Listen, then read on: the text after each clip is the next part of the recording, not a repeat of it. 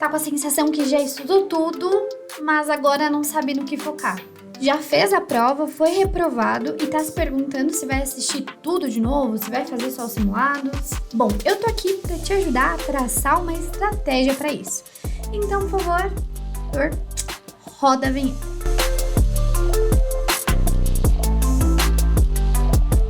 Vou ajudar você com um método bem exclusivo. Vamos falar sobre como dividir o seu conhecimento na hora dos estudos. Por vezes, quando vamos iniciar um processo de estudo novamente, principalmente para uma certificação nova, não sabemos por onde começar, porque a gente já sabe parte do conteúdo, aí depois não sabe a outra, enfim. Como que a gente faz isso? Como a gente entende qual é a prioridade que eu dou e o mecanismo que eu uso para decidir por onde eu vou começar? Alguém aqui já ouviu falar da roda da vida? Sabe a roda da vida, onde a gente divide a nossa vida ali em alguns aspectos e a gente entende qual é o nosso nível em cada um deles? A gente vai fazer uma roda da vida diferente. A gente vai falar sobre isso nos estudos. Então, o que eu vou fazer é te ensinar a entender qual é o ponto específico da prova que você devia dar mais atenção. O ponto é que para demandar energia direcionada, você precisa ao menos dividir os seus estudos.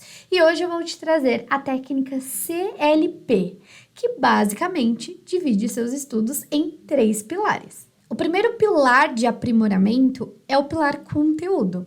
Basicamente, o que você vai fazer aqui é focar no aprendizado da matéria.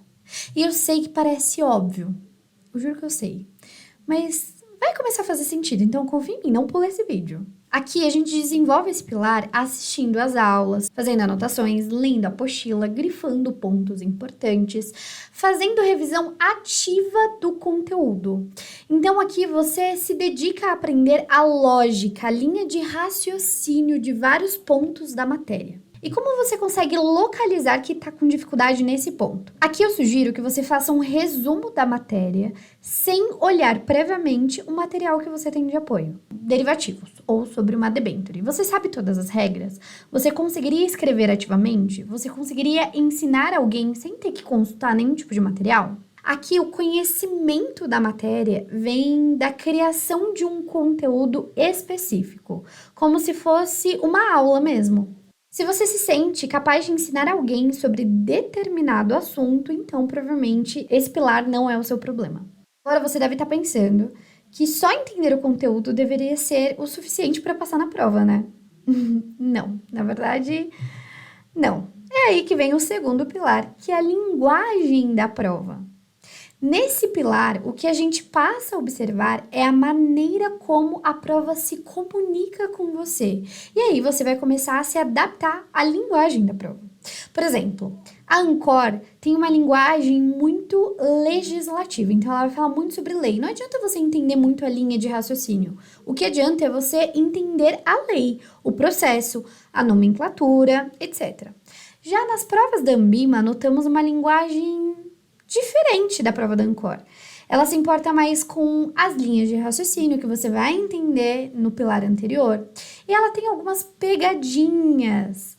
Está falando do CFP, a gente fala sobre a Fundação Carlos Chagas, que tem uma linguagem bem voltada para concurso público. Eles se preocupam com detalhes, com regras, e além disso, também tem uma corrida contra o tempo. Você também precisa entender como a prova se expressa com você. Vou dar um exemplo para você. No pilar anterior, que é o pilar de conteúdo, você aprende sobre como é formada a taxa Selic. Então, você entende como ela influencia o mercado, como aplicamos ela no dia a dia, enfim. Agora, se a gente está falando sobre a linguagem da prova, nós aprendemos que taxa Selic também é conhecida como taxa livre de risco. Consegue notar? Um é realmente a estrutura do conteúdo, o outro é a linguagem. E aqui você desenvolve fazendo simulados. Faça simulado por módulo, faça simulado completo, faça simulado sobre um assunto, assista a resolução das questões.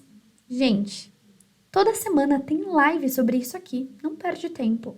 Além disso, uma maneira de você testar se o seu grande problema é na linguagem da prova é, no momento em que você estiver respondendo as questões, responda da seguinte maneira: Bom, a alternativa A está correta por isso, isso e isso. No entanto, a alternativa B está incorreta por esse motivo. E você vai fazer isso com todas as questões, com todas as alternativas. Você vai responder o porquê determinada alternativa está certa e vai entender e se explicar o porquê as outras estão erradas. Sabe por quê?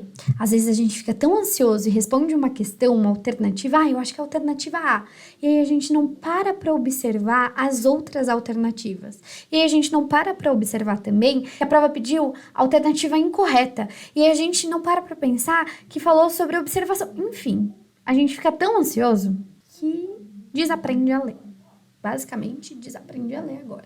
Agora, nesse pilar, você coloca em prática o que você aprendeu no pilar anterior. Bom, agora vem o último pilar da técnica CLP. Último, mas não menos importante.